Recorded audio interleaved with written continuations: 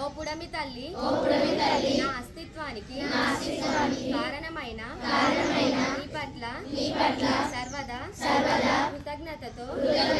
బాధ్యతతో ఉంటానని సకల ప్రకృతిని గౌరవిస్తానని సమస్త జీవరాశుల పట్ల కరుణతో వెలుగుతానని జీవ వైవిధ్యాన్ని పరిరక్షిస్తానని సహజ వనరులను సంరక్షిస్తానని వస్తు వినియోగాన్ని వ్యర్థాలను తగ్గిస్తానని విద్యుత్ మరియు నీటిని పొదుపు చేస్తానని నేలమ్మను కాపాడుకుంటానని